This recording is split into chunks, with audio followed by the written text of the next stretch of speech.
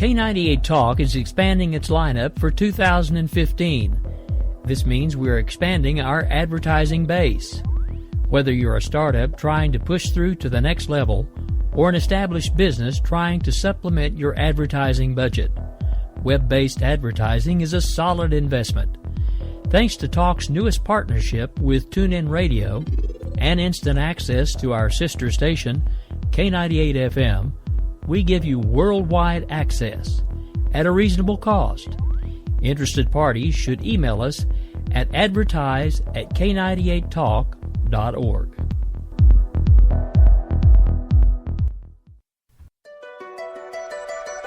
The leader in talk radio on the internet, right here on K98 Talk and the Spark Radio Network.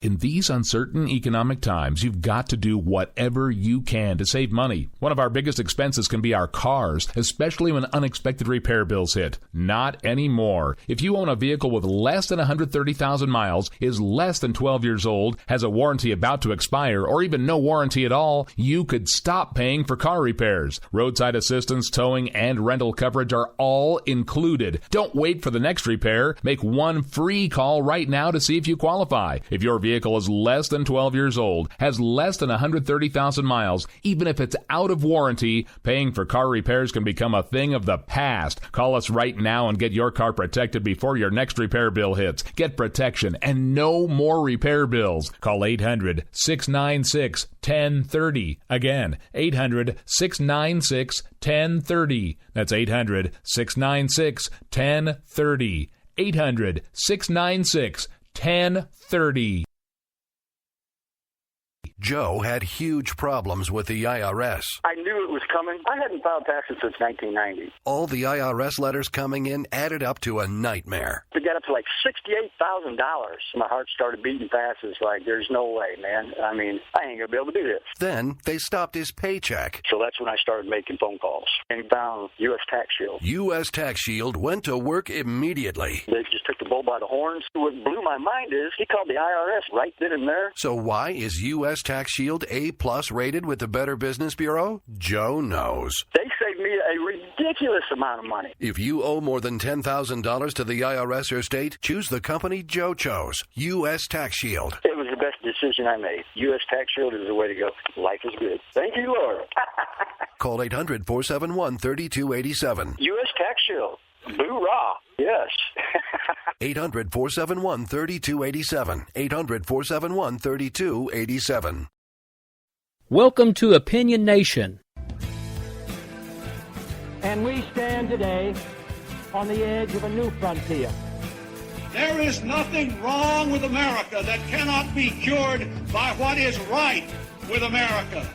What makes us Americans is our shared commitment to an ideal that all of us are created equal.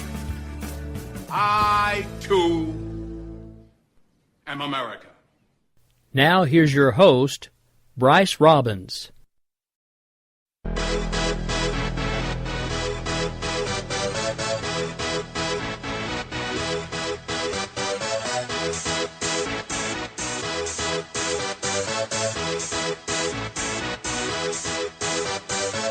Y'all ready for this?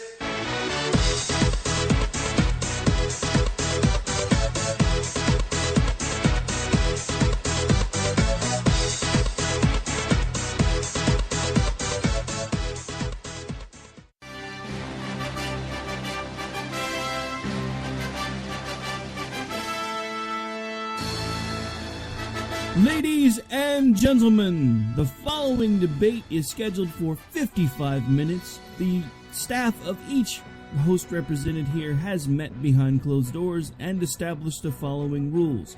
There will be no holds barred during this debate session and no punches pulled. The K98 staff has agreed that Mr. Rick Robinson, myself, should receive any complaints about the following show at the following email address, rick@k98talk.org. Again, this will be a no-holds-barred match, no rules, cage match, duel to the death via words. Now, let's get ready to rumble!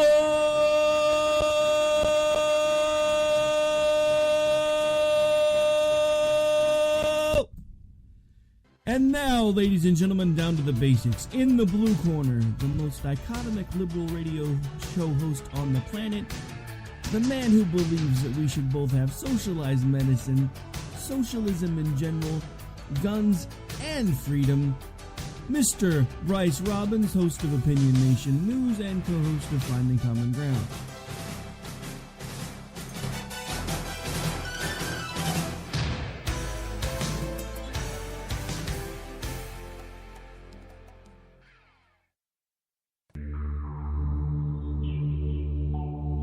And now, in the red corner, the coolest, most politically incorrect conservative black man on the planet, that is Mr. Rod Eccles, host every Monday through Friday of the Rod Eccles Radio Show. All right, now Bryce and Rod, you know that we got together before the show and the rules were set up, honestly, because there are no rules. Now, what I want you to do is bear in mind that this is just all in fun, no killing one another for real. And when you hear the bell, touch levels and come out fighting.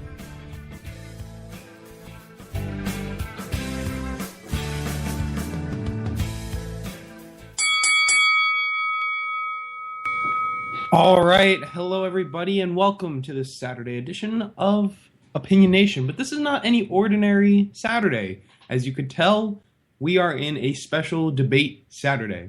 So, first, before we begin, I just want to apologize for not being around last week. I had things come up, unavoidable. So here we are with this special edition of Opinion Nation. And today I'm joined, obviously, by Rod Eccles. Hello, Rod. How you doing? Good morning, Bryce. I'm doing well. How you doing? I'm good. All right, so this has been a long-anticipated debate. And what we're going to be talking about today is President Obama's Clean Power Plan. So, let's just lay out what it does. The Clean Power Plan essentially makes each state, it's somewhat like Obamacare. It gives each state flexibility to manage a general goal. And that's reducing essentially CO2 emissions. The United States already caps other emissions. Now it is time that we cap CO2 emissions, and that is the goal of this plan. It will be reducing our CO2 emissions by 32% from 2005 levels by 2030. And this is a very ambitious plan. But you know what? President George Herbert Walker Bush did the same thing, and it worked to stop acid rain. So, today, that is our topic. We are talking about how or why or if the United States federal government should continue to uphold this Clean Power Plan and fight to reduce CO2 emissions with this plan. So, Rod, let me hear it. Why not? Well, there are a number of reasons. Now, this is, if you want to go back some 30 or 40 years at the start of all this, man-made global warming, man-made global cooling, man-made global climate change nonsense, you can see how they said that the science has been settled. The science was settled back in 1970. Well, it wasn't. The science was settled back in 1980. Well, it was so settled in 1980 that they went from global cooling to global warming. And then we went through the 80s and 90s, and we had Al Gore and his inconvenient lie telling us that we were all going to die by the year 2000 or 2010. That didn't happen. And when that didn't happen, and when NASA and other data showed that the Earth wasn't warming up, they decided to change it to man-made global climate change. So in other words, these people who say the science is settled can't even make up their minds on what to call it. Now, when you get to CO2, frankly, CO2 is a natural gas. This planet at one time had more CO2 than it has now. So we need the CO2 because the plants need the CO2 in order to create what? Oxygen. The point that we're going to reduce CO2 to some ridiculous level, low level, is not natural, and it is not plausible or possible. And nor would it be wanted if we actually got there. We would find out that we're screwing up the planet by reducing it too much. There is a natural balance in Mother Nature. Even with man here, Mother Nature can balance itself out very well. Now, I am not saying, and this is what the right always gets hit with, all we want to do is have dirty air, dirty water, dirty food, dirty land, and that kind of stuff. Well, that's a bunch of bunk because we have to live here too. We have to drink the same water, breathe the same air, and eat the same food. We want everything to be as clean as possible as well. But we also need to be responsible. And frankly, now that the United States is in the position that it's in as far as, and I'm not talking about George Bush or President Obama's initiative, but naturally by osmosis with technology, we have gotten to a point where a lot of automobiles that are driving on the roads today in the United States, the air coming into their intake is dirtier than what's coming out of the tailpipe. Now, we can't say the same thing about a lot of these other nations like Russia, India, China. They're far greater polluters than the United States, and this has been documented and proven over and over again for the past 20 years. But somehow we're still the big bad guy. So, Rod, let me just ask, because you said that, we have global cooling and global warming and whatnot. But the fact of the matter is that global cooling was used one time and it became a big thing, kind of like the vaccine issue. So I don't like to hear the whole there was once global cooling because it was big in one article. But let's move past that, right? No, well, someone from your own party, George Herbert Walker Bush, signed a very similar law and to stop acid rain. This is how big it was.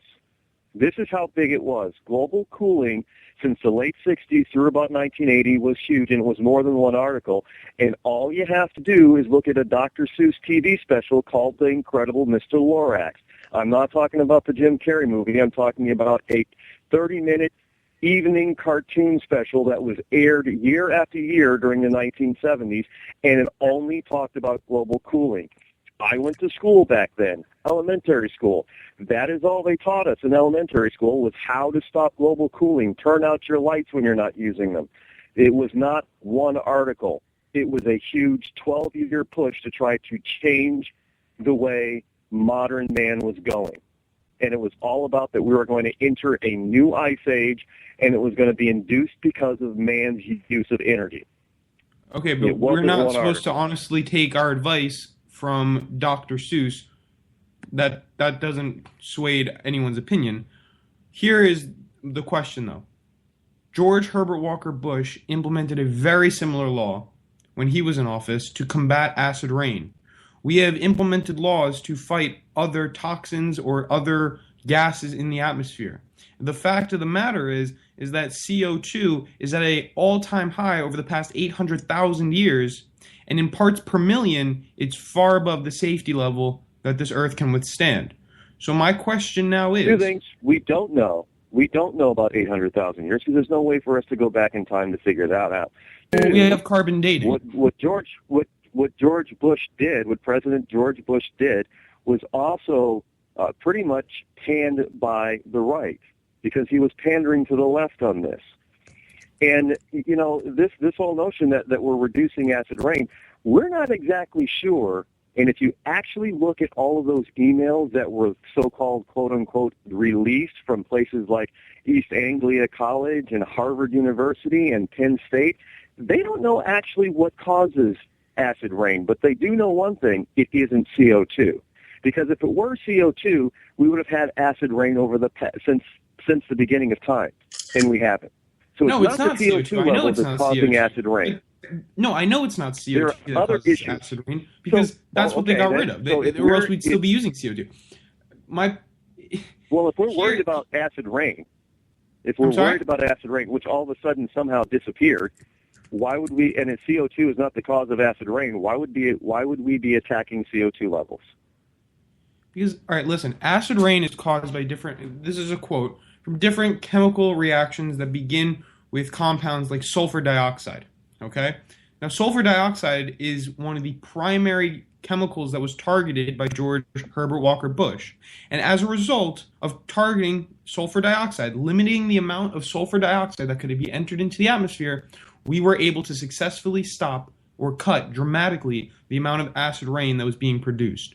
My question now is... Okay, here's the problem with that, though. Yeah. That's a lie, and here's why it's a lie. Because the only people who cut those types of emissions is the United States.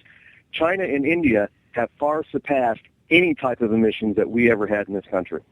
because they have far more people and they are growing modern economies. They do not have the same standards that we do. So how is it possible if they're spewing more dangerous, so-called dangerous atmospheric chemicals into the atmosphere than the United States did, how is it that the levels are dropping because of the stroke of the pen? No, they're dropping over the United States. Or Barack Obama. They are dropping over the United States. Over where we live, they are dropping. This is global. It doesn't stop here. That's the whole point behind Barack Obama's initiative. This is global stuff. It doesn't stop at the border. It flies over here from China. It flies over here from India because that's the way the jet streams work. So the whole planet is suffering from this. Let's agree with that. Let's take that statement, and I agree. Shouldn't we then push for a global initiative to stop all this pollution? I believe the country should probably work together to try to reduce the amount of pollution that they're putting into various parts of the environment. Absolutely. All right. So we'll move on to another question here then. Then if that's true, then why is this clean power plan such a bad idea? Don't you think that this is a way that we are finally seeing government work for the people and not for the campaign donators? No, it's playing right into the so-called donators. Let me give you an example. Look, if we actually believed that solar power actually works, and that if wind power actually worked, why aren't we building these things all over the place? Here's the problem. Now, no, we're not. Here in Massachusetts and New England, they have been fighting for the past 15 years against putting up a wind farm off the coast of Massachusetts. There are more jobs in solar than there have ever been. Even former Senator Ted Kennedy was against that. Okay, that's clean energy. Clean it. But no. The reason why is because they say all these big windmills are going to kill too many seagulls. Well, I can tell you right now, here in New England, everybody considers a seagull a flying rat. But that's beside the point. We can't build them. They've been fighting for 15 years to try to build these things. Well, that's clean energy. That would take some power plants that use natural gas, wood, and coal offline. We wouldn't need them. Can't build them. All right. Okay, how about solar energy plants? Well, how about putting them over, former garbage dumps? Oh, no, we can't do that because the EPA says that we can't. Because there are other environmental concerns with building a solar plant on top of a former closed garbage dump. I'm not exactly sure why they would prevent a former garbage dump from producing solar electricity, but we can't do it. I know here in Concord, New Hampshire, they're thinking about the same thing, but their big concern is, will they be able to get past the EPA to do it? Oh, so our government is not really behind clean energy. If you want to live off the grid and just power your house by solar and have a well, many municipalities across the country, government, says that you can't. You must be hooked up to the system. You've got to draw power from the electric line in your street. And if you don't have a power line to your street, well, you're going to have to spend thousands of dollars to connect to that grid, even if you don't want to. Don't you think that's terrible? Well, this is government. You're telling me that Obama is behind this initiative. Why doesn't President Obama tell all of those states out west that had make it illegal to collect rainwater off of your roof to go pound sand? We cannot have a government on one hand that makes things like electricity more expensive for the average person and the poor person, and say, well, they're taking the money out of the pockets of all these big donors. No, they're falling right into the hands of the big donors, because as soon as you raise the price of electricity, what happens? Their profits go up. Now, who do you think's making all that money? And if you think that the Democratic Party is not connected to Wall Street, you better look again. Oh, no, of course they are. Of course they are. I don't disagree there. But my question is that just this legislation in general, right? We're going to be saving people's lives. Every year, 60,000 people die around the world because of the inhalation of CO2 emissions from coal, okay, from the crap that is spewed into our atmosphere, and 13,000 of those people are in America. Why is it not time to go under a revolution? I don't know, but they used to say a lot of health issues were caused by certain things, and guess what? We found out that some of those health issues were not connected with what those environmental issues that they said. Look, so you don't think burning coal is dirty? You don't think that? Look, I understand that burning coal. Look, we have clean coal technology. Burning that coal doesn't work. That does not work. Rather dirty. It was dirty. I agree, but it was a cheap source of energy that helped grow this country. And at this particular point in time, we do not have a replacement. So what are we supposed to do? We also have to look at a balancing act here. We have to bring on new technology, new sources of energy, at the same time while phasing out the old sources. Because there's economic conditions here. You're talking about people's lives, people's jobs, people's livelihood. Now, if you all of a sudden shut down our coal industry, well, you're talking millions of direct and indirect jobs out down the drain. Now, what's going to happen to an economy when that happens? Well, it's going to crash. And when you do not have a balanced economy, when you start going into a third world type of situation, well, all that environmental stuff that you just tried to bring into the 21st century goes out the window. Look at the third world countries of this world. They do not have what we have. But many of them are trying. And we're supposed to tell them, oh, no. You're not allowed to go the direction that we went. So you're going to need to stay back in the 15th century while the rest of the world who's already gotten there, well, we're moving ahead in the 21st and into the 22nd century. That's not going to fly with the rest of the world, which is why most of these third world countries wouldn't even consider signing on to anything like the Kyoto Treaty. It was only these wonderful, already modern societies that felt, oh, well, we need to do something to stop global warming, which didn't exist. Okay, here's my thing, and this has always been my argument. Now, you evidently don't believe in climate change, and I do, and I don't think our mindsets are going to change. No. But here's the thing. Of course, there's climate change. I do not believe in man-made. Okay, fair enough. You don't believe in man-made climate change. I completely disagree. I think the military disagrees. I think a lot of entities disagree. But here's the thing.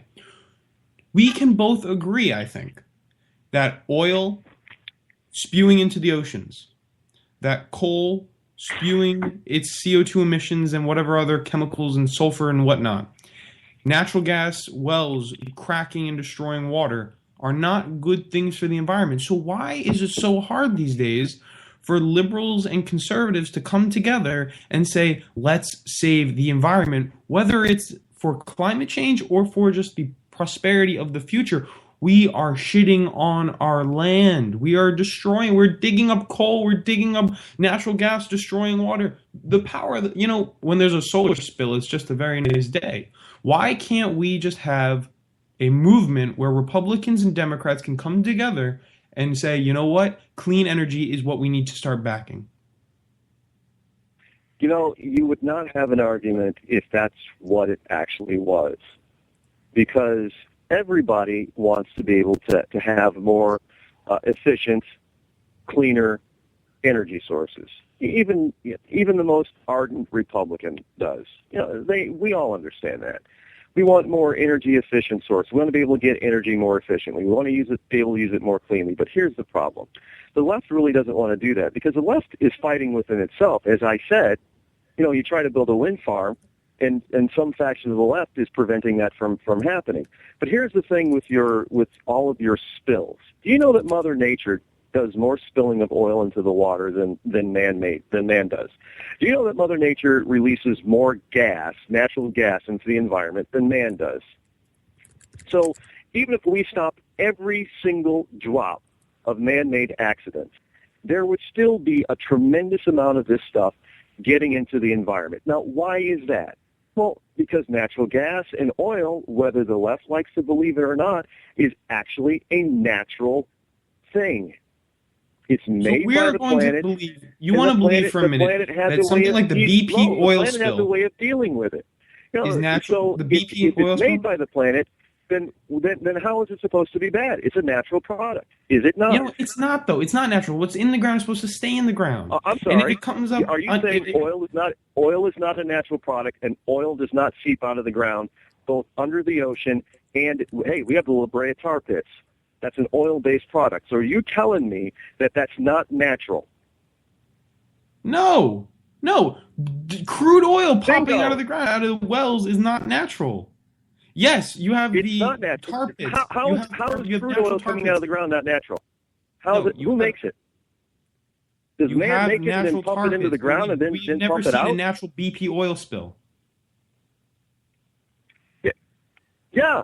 So we drilled for it. However, did you miss my point saying that we know for a fact that the Earth, through fissures and volcanoes and everything else into the ocean, under the ocean, and on land, spills more crude oil on an annual basis than man does? I don't know where you heard that, but that is not true. Oh, yes, it is true. All you got to do is all right, well, you're going to have to send me the link to that fact because Google I've it. never You heard will of that. see that they even have pictures of oil bubbling up from the bottom of the ocean through fissures. Now, what happens to that oil? Well, nature has, because it's a natural product made by nature, nature has a mechanism of handling it. Now, just as with the great Gulf oil spill, we had from the left, all the scientists, this is going to be the greatest natural disaster of all time. We'll never get rid of all this oil. And then some 3 months later, they're wondering where all the oil went. Because nature has a way of handling it. It's a pollutant. Yes, oil dissolves into water. Look, I've got relatives that live down there, and they're talking about it all the time. No, it wasn't a harm-free disaster. Of course not. The point that I'm making is that the people down there is that they were geared up for this massive, massive, massive environmental catastrophe that didn't come true. Why? Because Mother Nature took care of a big portion of our problem. Because that's what nature does with natural stuff. Now, if you're talking about a man-made chemical, you're talking about a whole different category. I agree with you on that part. Chemicals are not natural, they're man-made, and nature does not have a way to deal with it. Crude oil is made by the earth, it is made by Mother Nature, it has a mechanism to deal with it.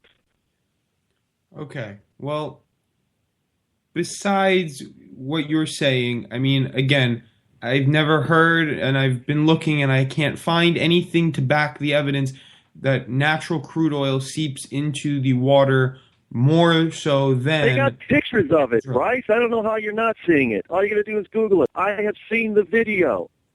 Okay, I'm sure that... I didn't make it up. Oil... I'm obviously not going out in the Pacific and the Atlantic and making this stuff up. I've seen the video. Okay, well, here's the problem. All kinds of noxious gases come up from the bottom of the ocean, and where do you think it goes? It goes to the top, it goes bloop, and then it gets released in the air. Rod, I know it goes bloop, and then it gets released in the air. Mount St. Helens put more noxious chemicals from the earth into the air than man did all year long. So again, what are we going to do? Are we going to start capping volcanoes all over the planet? Because the earth itself is a bigger polluter right now than mankind is. That is not true. That's simply not true, Rod. That is Rod, true. That is true. All you have to do is add up all the volcanic activity. You're going to tell me whenever we have a major volcanic... Look, when we have this global warming stuff, we had the eruption of Mount St. Helens. Now, these same scientists who were telling us about global warming said, with the eruption of Mount St. Helens, all of a sudden we've got like a 2-year reprieve because it blocked out the sun. Well, man doesn't block out the sun, but nature did. Rod, do you know that volcanoes account for 2% of the annual CO2 emissions? No, actually, 2%? Volcanoes produce more than 60%. And that's not because of eruptions. What you're counting is just eruptions alone. Do you know that volcanoes spew all that stuff without erupting? We're in a different place here. Trust me. There's no way that one volcano is accounting to all the coal plants, all the oil plants, all the emissions that we pour into the atmosphere is ridiculous. We pour billions and billions of tons of CO2 into the atmosphere. You know what? The science doesn't back it up, and here's why the science doesn't back it up. It doesn't back it up because your own scientists admit that they lied. Again, I'm going to point out the military emails that were leaked from various institutions, and here's the big problem. We only know about the East Anglia one because that's the only one that they wanted to concentrate on. But did you know that there were emails about this so-called global warming, man-made science stuff that was leaked from Harvard University, that was leaked from Penn State, that was leaked from UCLA? All of these learned institutions that were supposed to be telling us and learning about global warming, they've all had all these emails telling us how they doctored all the data.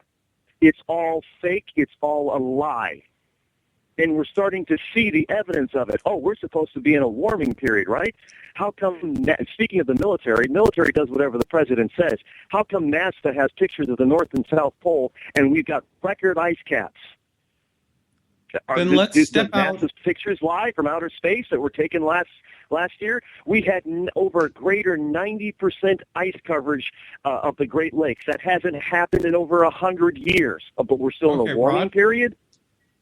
Rod, let's step out of climate change for a second and go back to the environment, the way of the environment. We can get back to the whole climate change topic, but let's look at it for just the environment, for what that is.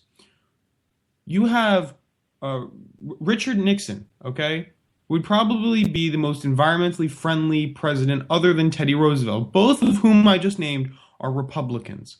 Richard Nixon did more for the environment than Obama and any liberal who's stepped into office has so far. My question now is, why can we not look at what Richard Nixon did as a way to go? He invented the EPA. He invented the Clean Water Act. Right. He signed the Clean Air Act. He Richard did so Nixon many is things the in the worst environment. Why is it a president on the problem these environment. days?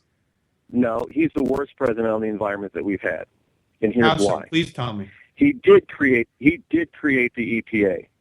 The EPA has done more harm than it has good. And the reason is because the EPA is populated by a bunch of bureaucrats, not by people who are really scientists who want to find the truth.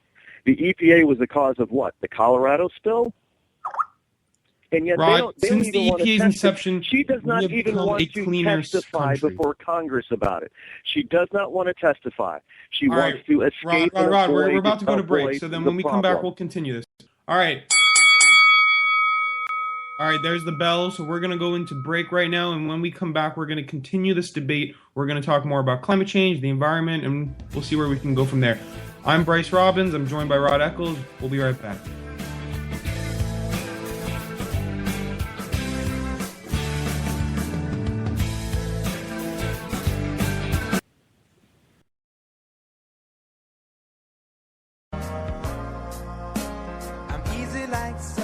Wondering why you're up early with us on a Sunday morning making a cocktail? News lately got you drinking? Hung over from the mainstream media by Sunday? We are, and we got you covered. We sure do. We got your hangover cure for those weekly news blues. So sit back, top off your mimosa, and add some Baileys to that coffee. Take a match to your copy of the New York Times. Light, funny, and oh yeah, news with booze. And a lot of laughter. Welcome to Bloody Marys and Broadsheets.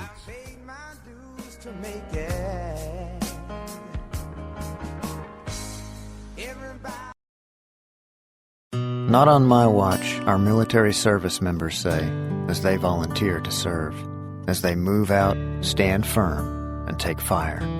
So not on our watch, we say, to the severely ill or injured veterans who can't get the care they deserve to live full and independent lives, even when there's no government funding or a nursing home seems like the only option. We won't leave one warrior behind. Not on our watch. Join us at findwwp.org. Wake up, America.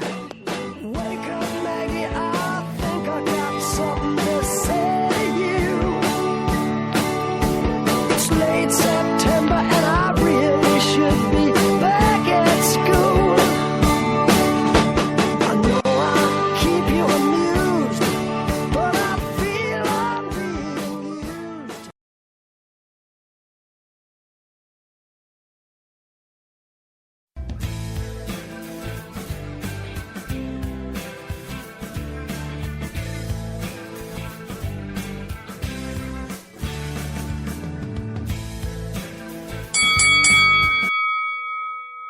All right, welcome back. My name is Bryce Robbins, and I'm joined with Rod Eccles. And today we are debating about the environment, climate change, and just basically what we can do, or should we make this planet cleaner?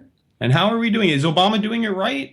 Well, we're about to talk a little bit more about it. So, Rod, it seems that we can come to an agreement that what we are doing right now is not sustainable, right? We are shitting all over this planet with dirty energy and pollutants and whatnot, chemicals. We need to change it. You sound like you are open to it as long as it is sustainable. So here's a good question, okay? We subsidize the fossil fuel industry tremendously, billions of dollars each year. Why should we not cut those subsidies, at least to coal, and put it to clean energy? First of all, you're talking. I love how the left calls tax deductions subsidies. Tax deductions are not subsidies. You have to do certain things in order to meet those tax deductions. So, when the oil companies decide that they want to invest in new technology, equipment, and so forth, they get a tax deduction for it. That is not a subsidy. They do not get direct payments like the solar industry does from the government in the form of a check. Or have we forgotten Obama's friends out west, Solyndra, who got $500 million of taxpayer money, and then within about a year subsequently went out of business. That's a subsidy. When you actually get a check from the government, when you take a write-off because it's written into the tax code that was agreed upon by Democrats and Republicans, liberals and conservatives, that is not a subsidy.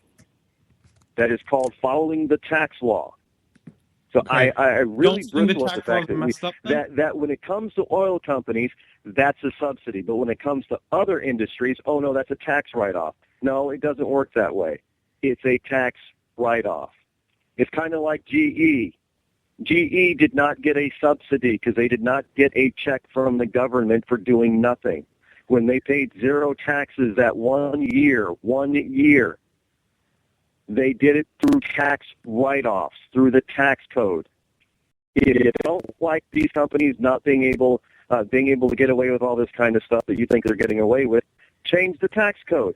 I don't see the Democrats rushing to the podium to try to change the tax code.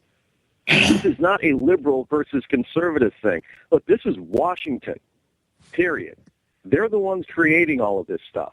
They're the ones screwing up everybody else around them in the rest of the country. So if you want clean water and clean water, why would you make it illegal for people to collect rainwater off their own roof? Not somebody else's roof, their own roof. Why would you go out, somebody who gets all the permits within their state to build a small pond, why would the EPA come in all of a sudden and say, oh, no, that's a $16 million fine?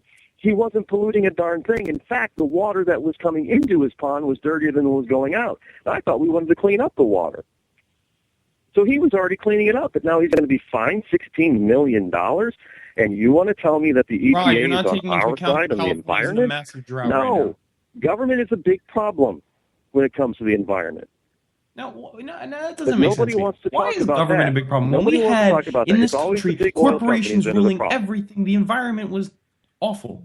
We were in a time, let's go back to the Industrial Revolution, where we were polluted. We were no better than China. Government steps in. We are now one of the cleanest industrialized nations, but we're still horrible. But you know what? Right? It wasn't government that did it. We had gone beyond any government regulation as far as being clean. Why? Because it's the right thing to do. It's good business. And yet we have a government that goes out and makes disaster happen, and nobody wants to testify about how it happened and how to prevent it again. Look, we've got one of the worst river disasters in our country's history caused by our government agency that's supposed to protect the environment. And they don't even want to talk about it. Rod. So I don't. Yes, why aren't you people on the left bristling with the anger at the EPA over this? If this were a private company that did that, you would be all over them calling for their CEO and other officers to be perp walked and thrown in jail. But we don't hear a peep since it was caused by the EPA. Funny thing is, though, I agree. I think that the way the EPA is handled is they're run by corporate heads. That's who's in these government agencies nowadays. The problem that I'm having here, though, is the EPA has one spill. We've had so many oil spills, and you know who never even cleans it up? No, the oil companies. They don't do it. Bryce. No, Bryce, no. The EPA has one stop living in a time where corporations can pollute and pollute and pollute. It's not right. The EPA has been responsible for a lot of environmental mishaps. You only heard about this one. Okay. Now, this is not the first time or the only time. So you would get rid of the EPA. I imagine you'd also get rid of the Department of Energy. You'd probably get rid of a lot of things like that. What benefit would that do? Here's the thing about those. Whether or not they do good or they do harm is irrelevant. I'm a constitutional conservative, and I got to tell you, a lot of those departments are unconstitutional. So it doesn't matter if they do good or they don't do good. If you want to have certain things like that, then you're going to need to amend the Constitution. Now, at one point, this country did stuff like that. We went and amended the Constitution so we could do certain things that they felt they wanted to do, like prohibition. Today, we don't bother doing that. We think, oh, we don't need a constitutional amendment for prohibition. Why don't we just ban it? Well, that's unconstitutional. Well, who cares about the Constitution? It's old and outdated. So now we're going to start adding all, and I don't care which president adds them. It doesn't matter. I'm not about the individual. I'm about this country. Okay, and that's all well and good. That is all well and good. My question, when I say the President I'm jumping Nixon, ships a little here. Who was Do you a support the Republican, legalization of marijuana because you said you're a constitutionalist? Well, here's what I'm saying. I'm saying that President Nixon was the worst president we've had in modern history on the environment. He was not the best. And he was the worst because he specifically did create the EPA, specifically knowing exactly what government bureaucracy was capable of doing. It is so weird that is the thought, that he is the worst, because what he has done has had such a great impact. The Clean Water Act, the Clean Air Act, has benefited America and the globe. On that. How have they not? The Endangered Species Act, it's kind of like Bush all these education. things are beneficial. I know this is not the topic for it's not the topic for education today, but you will find that many conservatives, most people on the right, also agree that Bush is one of the worst presidents for education in this country. But he was a Republican. So just because they have an R before their name or a D before their name, it doesn't make a difference. That's the problem. We have too many people on the left or right that only want to stick with if they're a Democrat, they only want to stick with a Democrat. And anything a Democrat does is holier than thou. Or they only want to stick with a Republican. Anything that a Republican does is sent by God. That is not the case. These are all politicians. They all drink from the same trough. And if you think a D or an R is going to make them good or bad, you got another thing coming. All right, let me ask you this question. So, you got to listen here for this. Is a big question. All right, this is probably the big question of the hour. We talked about the Lorax before. Okay, we watched them at the Lorax, and the intent of the Lorax is to stop progress for the sake of progress. Okay, and the planet that we're living on today we call the destruction of our planet. We call that progress, right? Cutting down the forests because that is progress. We drill for oil because that is progress. We, burn coal. We do whatever because we consider that progress. I consider that not progress. I consider that the reverse, right? I consider that going backwards. My question now is, we are engaged in a society where capitalism, where the free market, when it's not restrained, has led to essentially the collapse of our planet, right? The collapse of our environment, and ultimately the collapse of sustainability. That's what I believe. And I believe it is the job of the government to serve the people and protect our planet because they are supposed to protect the people. Right now, capitalism is hurting the people who need help. Why is it so bad to believe that we need government officials to take action to stop this madness? Your response. I can't wait for it. One, do you really know what unfettered capitalism is? I'm sorry? Can you repeat that? Do you really know and understand what unfettered capitalism is? Why don't you explain to A lot of people me and don't. the listeners? We have not had unfettered capitalism in this country for the past 100 years, especially over the past 20. We have more government regulation, rules and regulations and laws than ever before. And who is that written by? The big corporations. At no time in humankind's history have there been so many laws to govern how people live their daily lives, work and live. So therefore, if we are having a problem today, even in capitalism, it isn't because of the capitalists.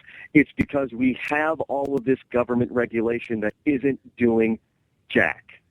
It is holding people. Well, let me give you an example. You want to talk about developing cleaner sources of energy that can be entered into the marketplace that people can actually embrace. Well, you can't do that if government is subsidizing something that doesn't work, called ethanol. Ethanol doesn't work.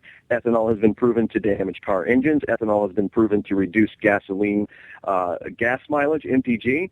Ethanol has also been proven that it's kind of toxic, and we're taking our food source to make it into energy. And wait a minute, we have all these people across the world that are starving, but we in the United States are taking a good percentage of food and turning it into gasoline, basically.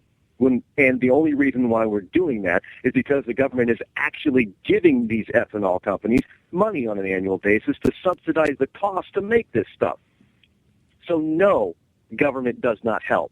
Government does more harm than good. Because if that were a true capitalistic market, ethanol wouldn't have made it because people wouldn't buy it. But my That's problem what true capitalism is. I agree. Government We don't live in true capitalism. But doesn't the capitalism that we do live in, okay, it's run by the biggest corporations who fund the campaigns, who get the laws written for them, and they get all the market they want. Whose fault is that? Everybody wants to go back and say that Mr. Faceless Rich Guy, this isn't the Carnegies and Mellons of the late 1800s at the height of the Industrial Revolution. We're far removed from that. No, this is worse. And quite frankly, no, it's not worse. Let me tell you why. Because people back then weren't invested.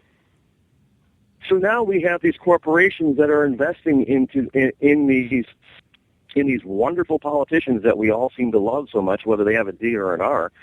But you're railing against them paying off these politicians. Well, let me tell you something. Who benefits from that? Everybody thinks the rich. Well, we already know that 3/4 of the American people have 401ks or some sort of retirement plan. All of those retirement plans are invested in these corporations. So who's benefiting in the end? The small investor. Rick, at the end of the day, because guess what? American at the end of the day, benefiting. Yes, their stocks go up, their 401k goes up, their retirement goes up, their pension goes up. So it's the small investor. Everybody always thinks that, see, this whole thing is just like the environment. Everybody's entwined. Nobody's separated from anything. Okay. So, all right, now I think we can kind of see, I think the listeners can see where we are on this. And I think that the issue of climate change, just the word, we're never going to agree on it. I'm going to side with NASA and all the scientists, and you can side with the conspiracy theorists. But here's the thing. Well, we can NASA agree, I says there think, that isn't the because environment they needs just showed help, us right? pictures Can we not agree on of that? the ice caps. So I don't know how NASA can say that there's man-made global climate change and that we're losing the ice caps when they just showed us pictures of more ice than we've seen in decades. And Okay. I don't Yeah. know how NASA could possibly You say said that we're in a that, but you warming know what? period when the Great Lakes Robert, was just Rod. like 98% frozen over last winter. And we've had over the past 5 years, Ice we've had expands. more record snowfall and record lows all over the planet than we've had previously in a 5-year period. So, and by the way, NASA's also telling us that the sun has basically cooled off because it's in a slumbering period, and that there has not been an increase in mean temperatures on this planet since 1998. So if you're saying that NASA is agreeing with you, then NASA is going against its own data. Rod, when you say that we have more ice caps covering an area, yes, that is true. It's also thinner ice than ever before. We have a problem. No, it's not, that this because world is facing. Obama himself just wanted to put more icebreakers up there. You don't need icebreakers for thin ice. That's not true, Rod. We put icebreakers because the Russians are doing it. He was just in Alaska a few weeks ago. He said it. And let me tell you something. You ask an oceanographer, well, if you've got thin ice, do you really need icebreakers to be up there to break the ice for ships to get through? No, because ships are designed, especially if they travel in northern waters, to be able to handle on their own a certain amount of ice.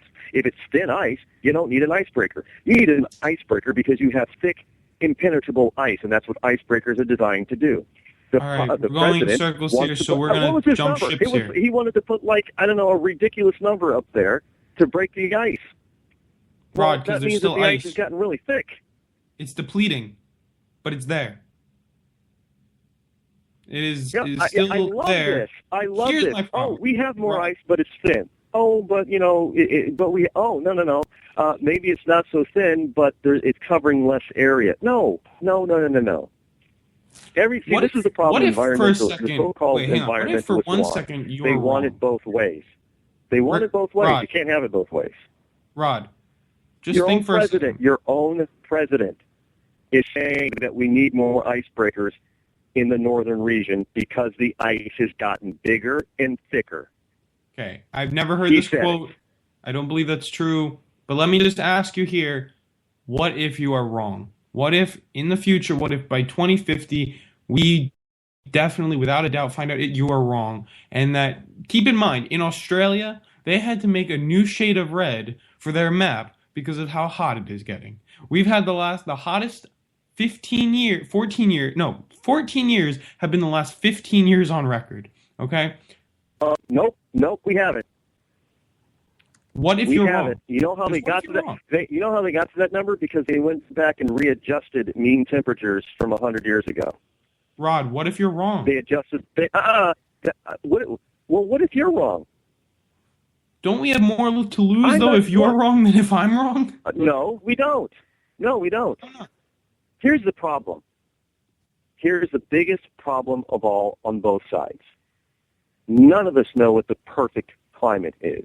We know for a fact that during mankind's history, the weather has been warmer than it is now, and it has been colder than it is now. So therefore, if it has been much warmer and much colder within mankind's history on this planet, we cannot say right now that this is the perfect climate. Who knows? Maybe, just maybe, and this is probably more plausible than the doomsday scenario that the left has been trying to give us on man-made climate change. Maybe we're interfering to try to keep this climate the way it is when it needs to change for the future. What if we're doing the wrong thing right now? What if it ends up, because we save the planet, we destroy it? Well, I highly doubt that getting energy from the wind and getting energy from the sun will end up destroying the planet. I don't believe that. Really? That just doesn't make sense to me. The energy from the sun gives life to this planet. Why couldn't that same energy, at some point, scientists tell us that the energy from the sun will destroy this planet. It will engulf this planet. That's in like 2 billion years. Rod, we're getting off topic here. That doesn't make sense. That's ridiculous. How many times have there been solar flares?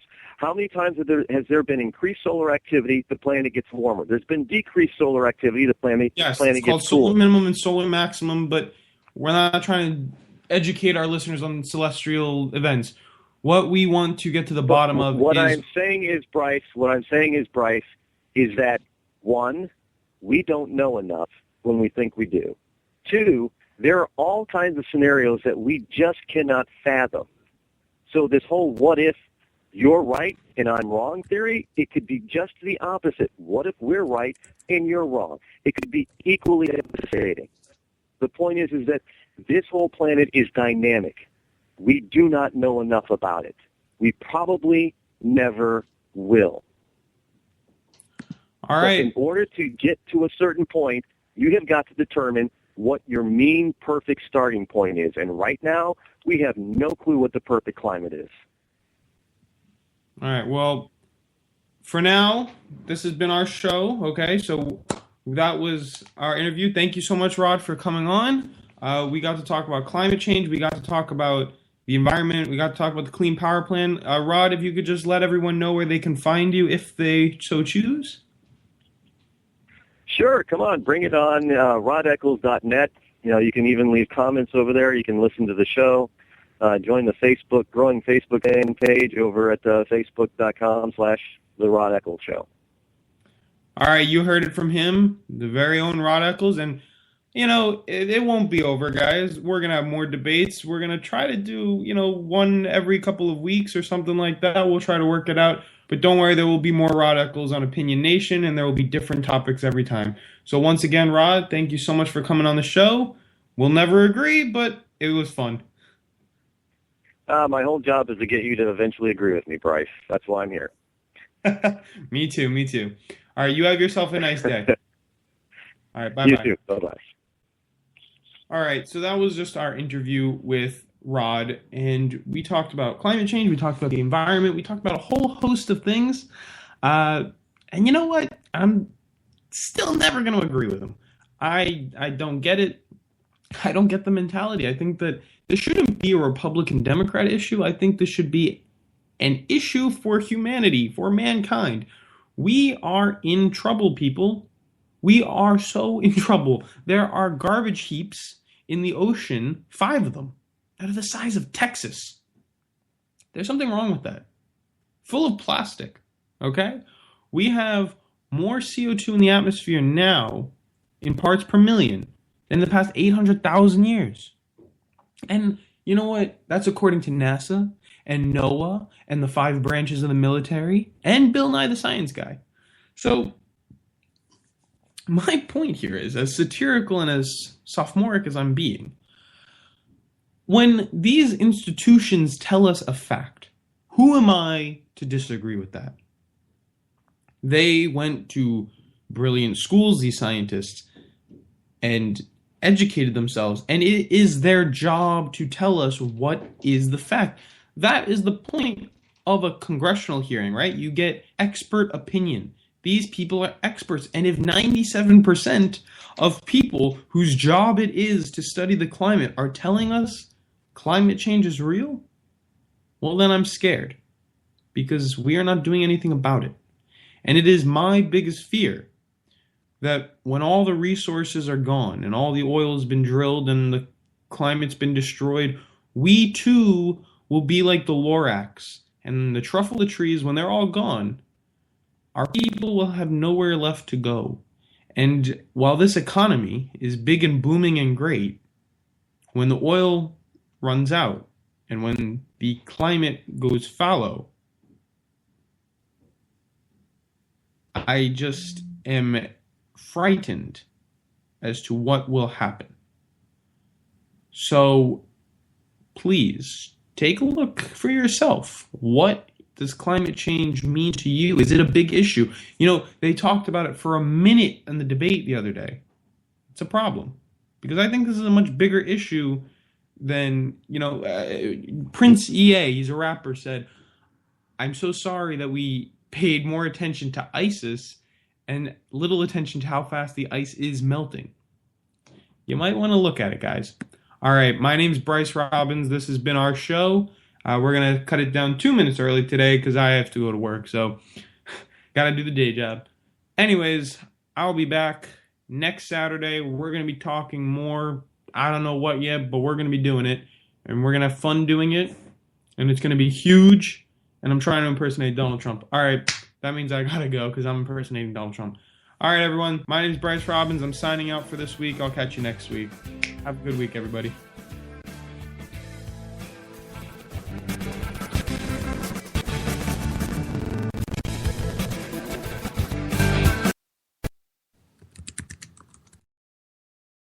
When our water heater broke down last month, it was a nightmare. It took 5 hours for the plumber to show up, and he charged us a couple of $100 just to come out. And then it cost another $1,800 to put in the new water heater. By the time it was all said and done, I felt like I'd been taken. But what else could I do? The smartest thing you can do is get a home warranty from American Residential Warranty. Their home warranties pay to repair or replace all your major appliances when they break, and they will break, and at the worst possible time. Call American Residential Warranty right now for free information on home warranties starting at just pennies a day. Don't wait for your refrigerator to stop running or your ceiling fans to stop turning. Call American Residential Warranty right now. Ask how you can save up to 50% on washer and dryer coverage. Just call 1-800-513-6154. That's 1-800-513-6154. Again, 1-800-513-6154. Call now. Tired of paying outrageous prices for Viagra? Well, we have great news for you. Now you can finally get Viagra at huge discounts. Healthy Man allows you to save up to $500 on Viagra. Why pay U.S. pharmacy prices of $15 per pill or more when you can get Viagra for less than $3 a pill? Call today and get 40 Viagra pills for only $99. This can cost as much as $600 at your local pharmacy. You can't afford not to call us. If you want Viagra at the lowest prices, never pay $15 a pill pharmacy prices again. Get Viagra for less than $3 a pill. Call 1-800-516-7602 today and save up to $500 and get 40 pills for just $99. Healthy Man is fast, easy, and affordable. Operators are waiting at 1-800-516-7602 to take your call right now. Call 1-800-516-7602. That's 1-800-516-7602. Again, 1-800-516-7602.